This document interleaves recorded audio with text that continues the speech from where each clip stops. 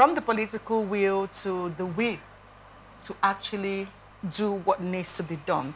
Joe Ajero talked about the natural gas implementation and all of that. And then I know that in his speech after his inauguration in office, and they're talking about fuel removal, he launched one of the CNG plants somewhere in Abuja or thereabout. And then there's been this conversation about purchase of CNG buses. Federal government will do this and all of that. We have just seen some states, like the governor of Rivers State, implemented the release of buses to aid workers, or the state. It's not just for the civil servants, those who, to reduce the cost of fare.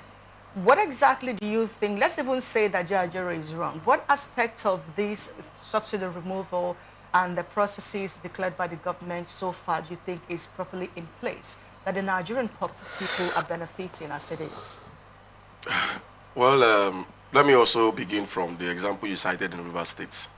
I think Doctor was very clear. We have a country where we place the cart before the horse, and it makes it impossible to make any good progress.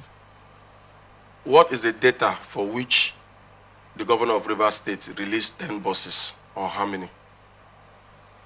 The major route that these buses are moving, if you check the population density for those routes, you ask yourself, how many persons is it really serving? You'll find out that at the end of the day, you will have very few persons who will be able to benefit from this kind of program. These buses for Rivers State, it will happen because the government, the previous government, and the one before it already had buses available. I remember whenever I go to court, I just see them packed and, you know, not doing anything. For years. For years. During Amechi, during Yesun, you know, yeah. But for me, this is it. There are key sectors that the private hands cannot successfully handle. Transportation is one of them. You cannot have a transportation, the federal government is supposed to go into transportation to cut across. Why? Because transportation is key. It can affect the prices of goods and services as long as things can move in and freely through interstates, through local government. Some of the hikes and the sufferings that people are experiencing would not be there. Because if I'm able to easily move down to my place of work and come back at a very low amount, even if I'm earning just 30,000 naira and I'm only spending 1,000 naira out of it for transportation for the whole month, it's going to make a whole lot of difference.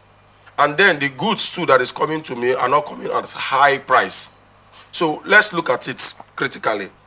Apart from the railway, which does not go cut across all the states in Nigeria, which transportation system that the federal government is keen into?